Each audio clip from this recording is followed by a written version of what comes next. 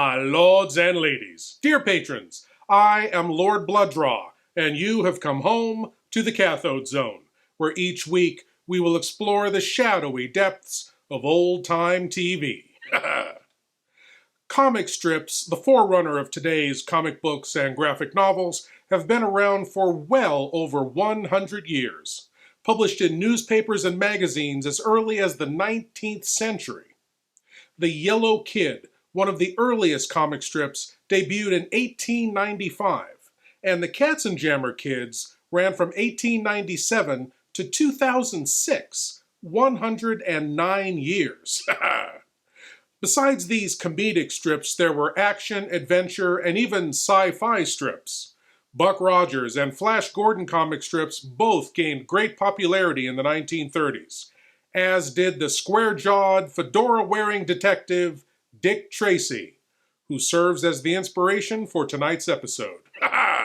From the dim, distant year of 1949 comes the tale, The Comic Strip Murder, from Suspense.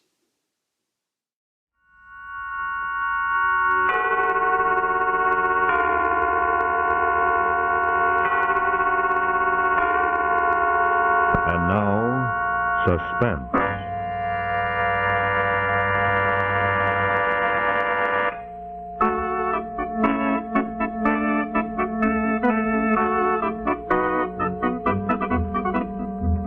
Your host tonight is Autolite, maker of the sensational wide-gap Autolite resistor spark plug and the dependable Autolite stay-full battery. Autolite makes over 400 products for cars and trucks, bumpers and hubcaps, radiator grills and ornaments, bullseye seal beam headlights, ignition systems, spark plugs, batteries, fuel pumps, windshield wipers, instruments and gauges, wire and battery cable, and many more. So remember, from bumper to tail light, you're always right with Autolite.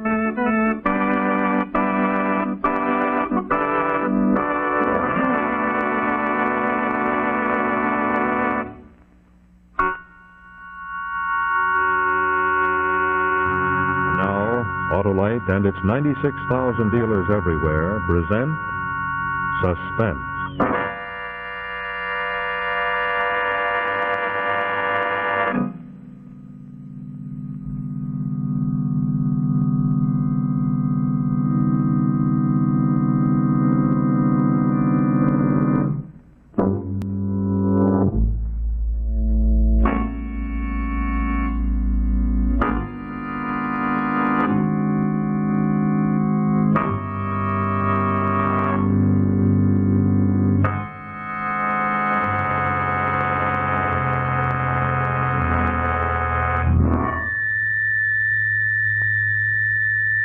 That's it. The Buzz O'Keefe strip, the one my husband draws. Everybody knows that I was the original model for the girl Juliet. You know, the one that's about to be murdered? But no one, there is no one except you and I, and the murderer, of course, knows that tonight my death is planned too. You don't believe me? Do you think perhaps that living with a comic strip artist is giving me an overactive imagination? Mrs. Stetson, I'm here to find out the facts and to see that you're protected. That's a polite way of saying that you don't believe me. No, I wouldn't say Well, that. I don't wonder. But if you had lived in the world of Buzz O'Keefe as I have, you wouldn't be surprised at anything. For 9 years I've lived with this comic strip, one bloody tale, one gory episode after another, until I could scream at the sight of a drawing board or a newspaper. I'm sick of it. But I'm frightened, too. Mark's murders are so messy.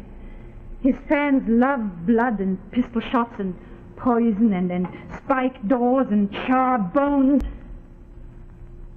and acid. To them, it's just something in a newspaper. But to me, it's real. Look here, Mrs. Stetson, you'd better give me the facts about all this. It's pretty close to 11 now, and if you really think your life is in danger... Oh, but it is. I'll tell you the whole story. I mentioned to you, didn't I, that I was the original model for Juliet? Mm-hmm. Well, my husband has begun to act as if I were Juliet. Juliet has to die because Mark's fans demand another gory murder. And I have to die because...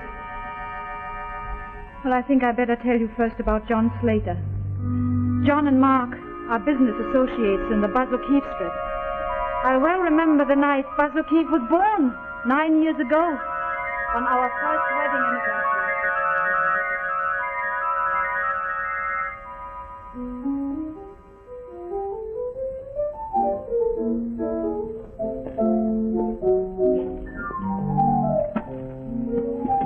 Well, darling. You having fun? Oh, darling. Well, we shouldn't have come here. It's much too expensive.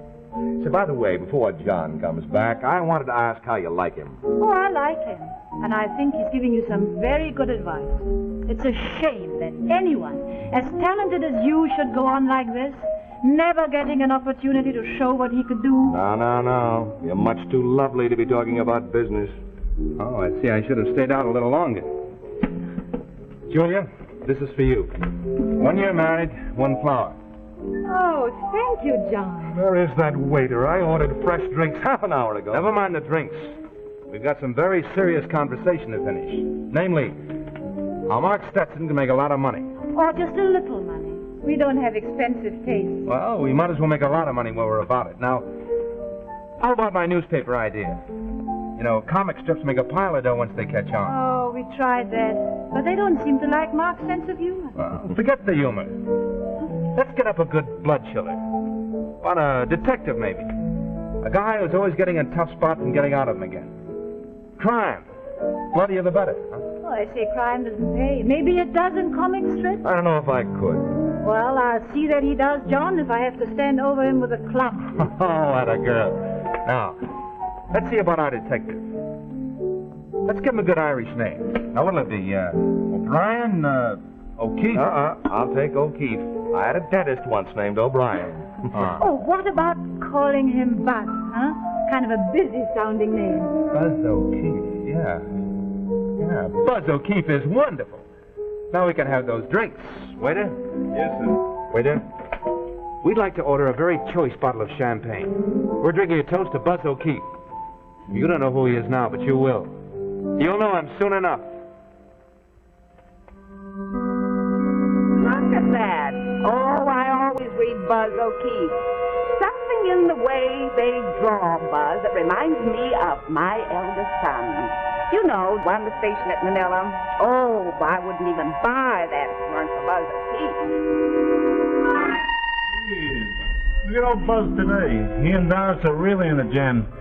They're locked in a cellar and it's all filling up with mustard gas. What a guy. I wish I could do stuff like that. Hey, get busy, will you? Yeah, boss. Yeah,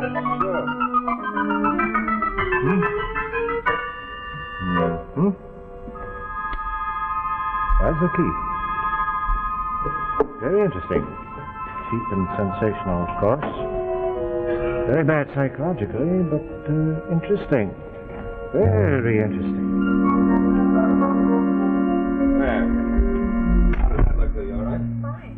Mm-hmm. Clean these up for me, Francie, will you? Yes, Mr. Stetson. Right about in there, little, huh? That's swell, thank you. Well, that takes me through next week. Oh, that's good, darling. Then you could have a little relaxation. Tell you what. Let's go out to dinner tonight and maybe a show. No such luck. I've got to figure out what to do with Buzz. Right now, he's 50 stories up in the air, hanging by one slim rope, with Concrete Head preparing to wield a villainous knife. For once, just for once, couldn't we think of ourselves and not about Buzz O'Keefe and Concrete Head? I know it's hard on you, darling. Well, never mind. Oh, but I do. There's no reason why you shouldn't get some fun out of life. Well, how can I, with you working so hard? Francie, take my advice, never marry an artist. Oh, I'm hoping to be one myself someday, Mrs. Stetson. Well, in that case, when you get married, I shall warn your husband in advance. Yeah. Oh, John. Uh-huh. Oh, no, we can't go. Well, that is, I can't. But there's no reason why Julia couldn't. Oh, no, Mark, I don't want to go out without Maybe you. I can meet you later for dinner. John, she says she'd be delighted to go. You can call by in half an hour. Goodbye. Oh, Mark, I really don't want to go. Well, of course you do. Now you run along and get yourself ready. Francie and I have a lot of work to do. All right. But try and come, will you? Of course.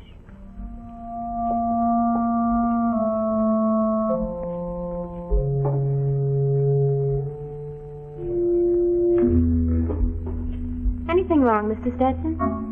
Well, Francie, you know, there are times when I'd like to go out, too. Have a little fun. I should think you would. Everybody feels that way. Maybe. But not everybody has a responsibility like mine. Some people can go out, amuse themselves, go to cocktail parties. And others have to stay home and work.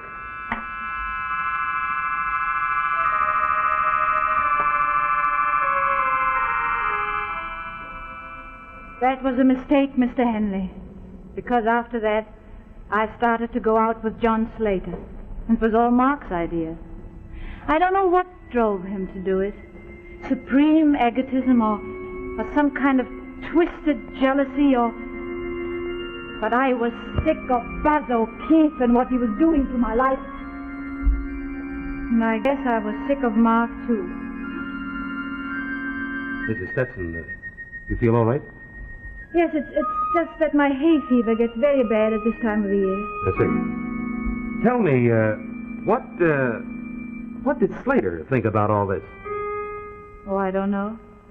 I don't think he thought at all. But he was only human, and he was attracted to me. Mm-hmm.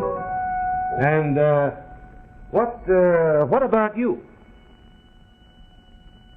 I fell in love with him, Mr. Henley. But at first I didn't mean any harm. I just got used to meeting John, seeing him, places.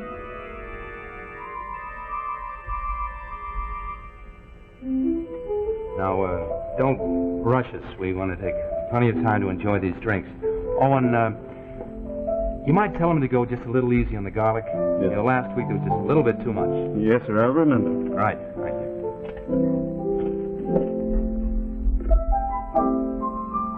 Cheers, my darling. Cheers. Here's to us. You shouldn't have said that. That wasn't said with a great deal of conviction. Well, maybe it isn't, but I'm trying, John. I'm trying very hard. To do what?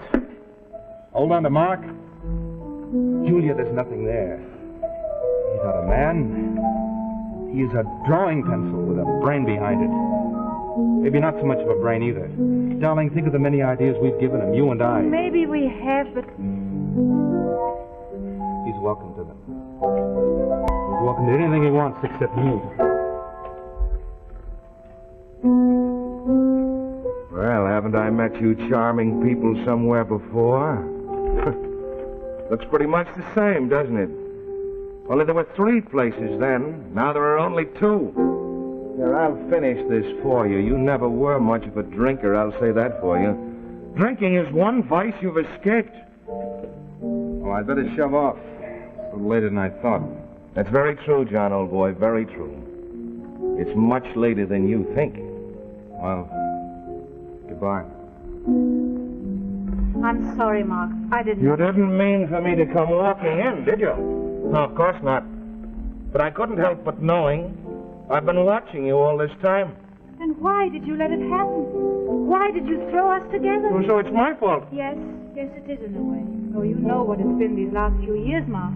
You haven't paid any attention to me or to anybody else except Buzz O'Keefe. So now poor Buzz is to blame for it all. Let's go. I suppose you'd like me to get rid of him. Let's go home, Mark.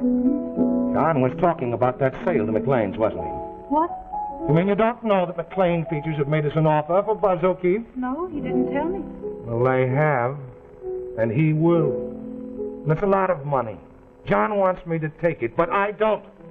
Because Buzz O'Keefe belongs to me. He's mine. I don't care about that, Mark. All I know is that I've been terribly unhappy, and I don't think there's a chance for us anymore. Let's give up now, before we begin to hate each other. Why, I couldn't think of letting you go, Julia. You see, I may want to kill you. You You've been drinking, Mark. I don't think you understood me. I said I can't think of letting you go because I may want to kill you. Shall we have to serve this now, sir? Why not? Excuse me. Tell me, Yes, sir. do you read Buzz O'Keefe? Why, yes, sir, I do every morning. Well, my wife and I are great Buzz O'Keefe fans, too. What do you say we take a look at today's strip? Eh? Yes? Well, looks like that Fonsoul is getting some ideas with that acid, eh? What do you think? Well, I think, well, I guess everybody knows Juliet's going to get bumped off. Oh, really? Is that what all the Buzz O'Keefe fans are saying? Well, sure. We was talking about it in the kitchen just a little while ago. Were you now? Yeah. Well, what do they think? That Juliet ought to be bumped off, as you say? Well, sure. She deserves it, a dame like that. She deserves it. You see? That's the verdict. And that's the way it'll have to be.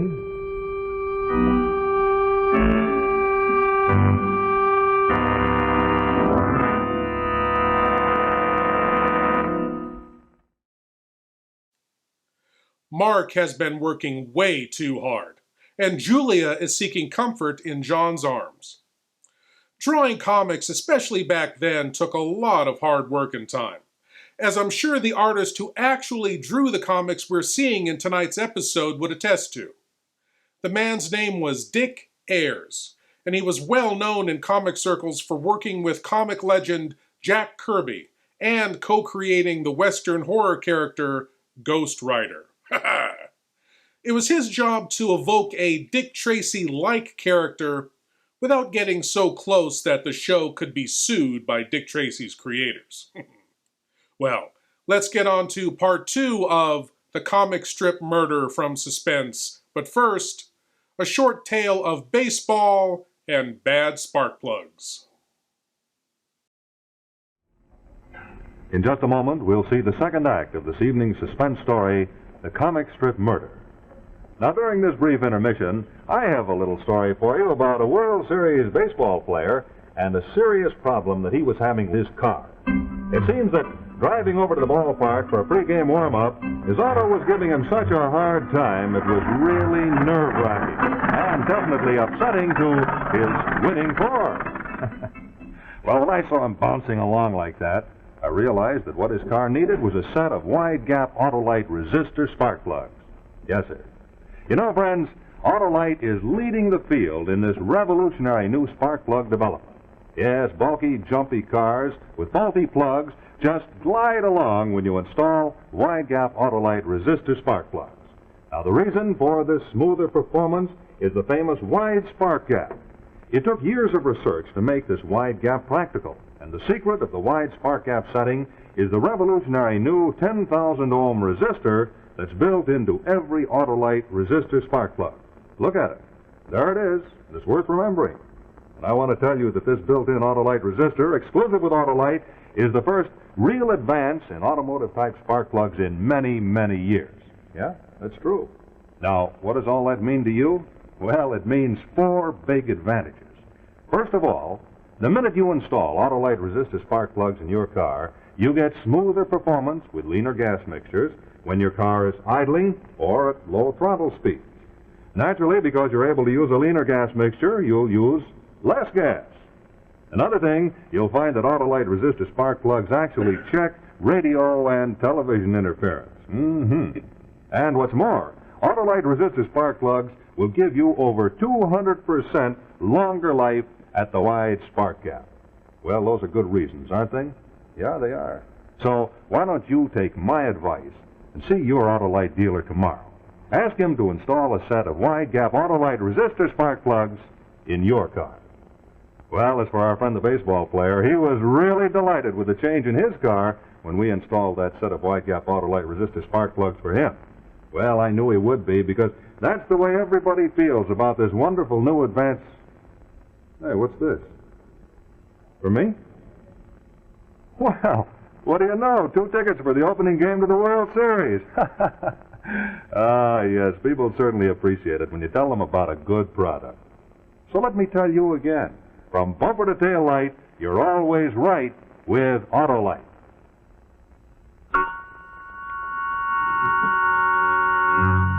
And now, here is the second act of The Comic Strip Murder. That's how it is, Mr. Henley. My husband, my own husband, plans to kill me as calmly as if he were planning to kill Juliet, the comic strip. And tomorrow morning all those fools are going to buy a newspaper and read about the murder of Juliet in the comic strip. And I don't want them to turn the page and read about my death, too. Mrs. Stetson, why haven't you taken any steps to protect yourself? You're still here, living in the same apartment with your husband? Because I know that I am perfectly safe until tonight. I shan't die until Juliet dies, and Juliet is still alive. See? And even if I were to go somewhere else tonight, I don't want to live the rest of my life in fear. Listen to what happened a few days ago when I came to our apartment.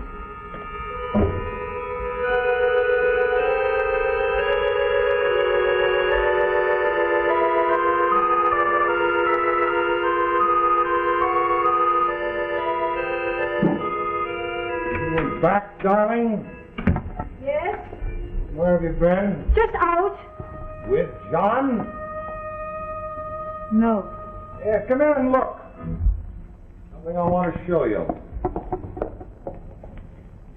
Oh, the backgrounds. It's Juliet's new apartment. Notice anything about it? Looks rather like our apartment. Well, of course, I've drawn it exactly like our apartment. And the terrace, too. I don't think I like the idea of our apartment in the paper. No, don't be silly, darling. Why should I overwork my imagination when there's a perfectly good model to copy? Look, here's the terrace, and here's our fish pond. Looks rather larger than ours. No. Did you ever measure our fish pond? No. I did. It's 5.5 feet long, 2 feet wide, and 18 inches deep. Really? Yes, you know, it struck me. Looks rather like a coffin, don't you think so? No. Looks just like a fish pond to me. There's your imagination, darling. Well, I haven't any. You're the artist. You'll be glad to hear I've been hard at work, getting a few days ahead. Oh, that's good. Yes, I thought you'd be pleased, you and John. Oh, I have several days of thrills here. A real treat for my idiotic public. Juliet's murder is finally accomplished. Oh? Yes, by a very ingenious method. Now, it seemed to me that the most awful thing that anybody could do to a woman like Juliet would be disfigurement.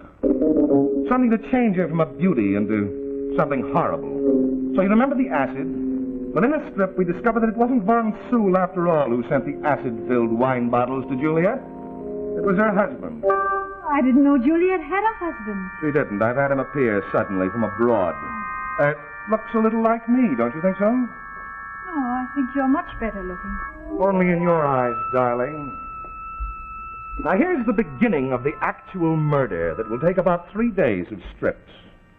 The husband is planning to stab Juliet, with a hypodermic needle. Now, I don't know exactly what's in the hypodermic, but we can assume that it's something to quiet it down so that he can proceed with the rest of his plan. And what is this plan? Disfigurement. We'll utilize the fish pond, you see. Acid poured into the fish pond. Very hard on the fish. Oh, where's Buzz? Oh, Buzz, he's been trapped by the hyena woman down at the bottom of an old well, so I don't think he'll ever be able to save Juliet. Now, this isn't finished, but I think it's going to be a real masterpiece. Here the husband tenderly kisses Juliet on the forehead before putting on his white gloves. You see? And then he gently lowers her into the acid-filled fish pond, and she can't move a finger to stop him. Mr. Stetson? Yes. The boy from the newspapers here, he'd like to have as much as he can, at least a strip for tomorrow morning. Right. Thank you very much. Now, this last panel here is really the best. In this strip, we see the husband calmly lighting a cigarette, a faint smile on his lips, as he watches what is happening in the fish pond. Of course, we can't actually show that. There's a limit to even what my bloodthirsty public will take, but we can imagine it, can't we? We can imagine what's happening in the fish pond. We can imagine.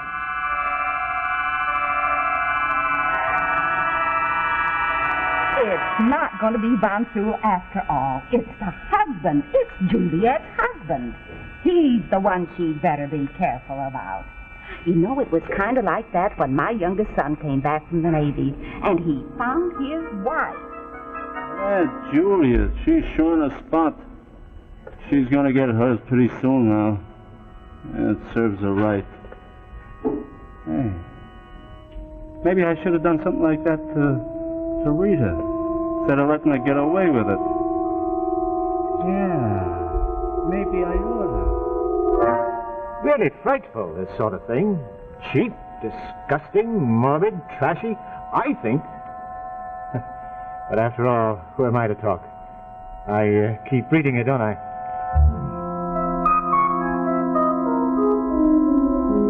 Everything is ready, Mr. Henley. There's a large tin of acid on the terrace behind the plants here. I'll show you. Not now, Mrs. Stetson. Your husband is due back any minute. Oh, Mr. Henley, I'm so terrified. Then maybe you'd better go to a hotel for tonight, huh? No. No, I want you to see that everything I told you is true, that he plans to kill me, and this will just what...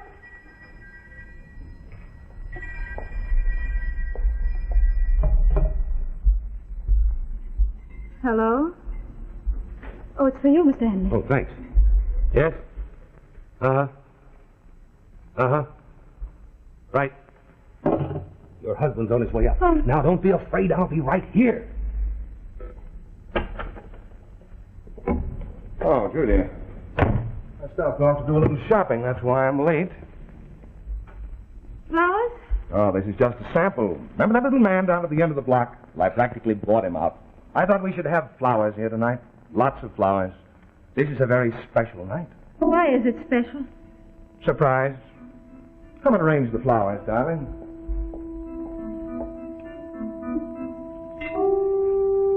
But there's something we have to do first.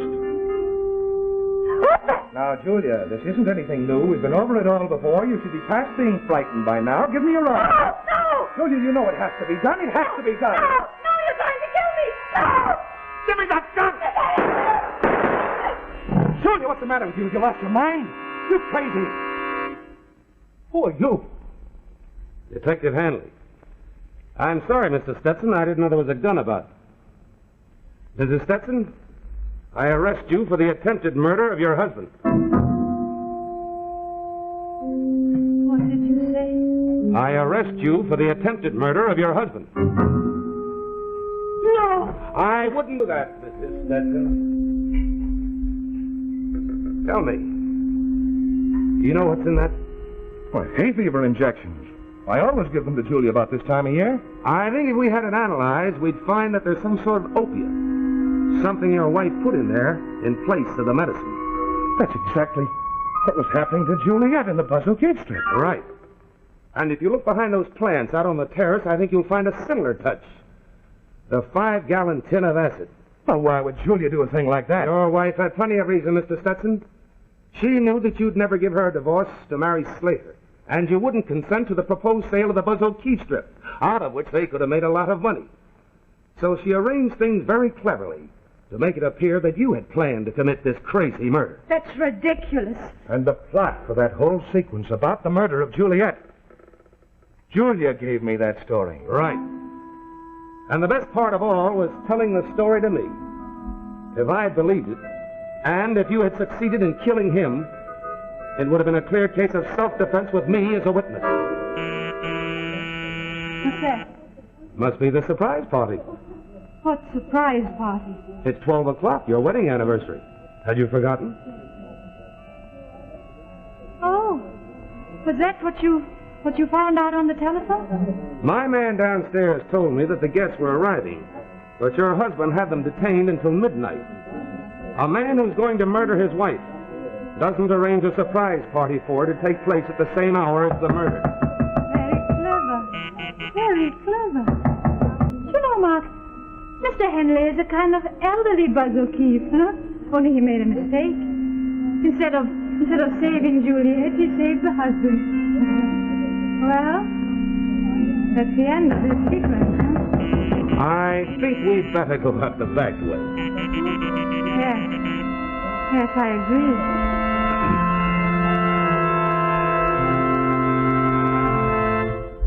Happy anniversary.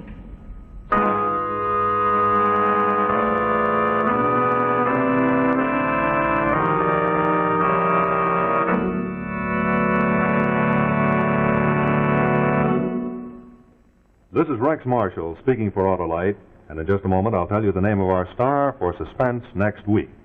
But first, here's a parade of some of the more than 400 automotive products manufactured by Autolite in its 28 plants from coast to coast. They're the horns and the windshield wipers. And the batteries, those Autolite Stay Full batteries, the batteries that need water only 3 times a year in normal car use. There comes the wire and the battery cables. There are the Autolite starting motors, followed by the distributors and the generators. There are the gas gauges, and of course, the spark plugs. Say, just look at that precision. They're ignition-engineered Autolite resistor spark plugs. Millions now use Autolite resistor spark plugs, the spark plugs of today and the future. Try a set yourself.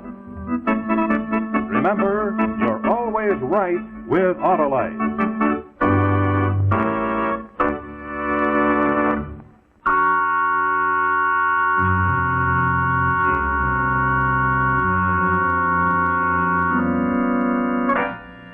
Next week, you'll see another gripping story of suspense starring Hume Cronin. Also, be sure to listen to Suspense every Thursday night on the radio. Well, happy anniversary indeed. I still say Mark was working way too hard. I mean, I know Julia set up the whole thing and planned to kill him, but Mark had a crazy look in his eye that just looked dangerous. And speaking of dangerous, those giant car parts marching through a deserted city, I mean, really, I've said it before, but it's the stuff of nightmares. It really bugs me. Well, anyway, my lords and ladies, I hope you'll join me again next week, dear patrons, as we tour the dark depths of what TV used to be. As always, I am Lord Blood-Rah saying, you're always at home in the Cathode Zone.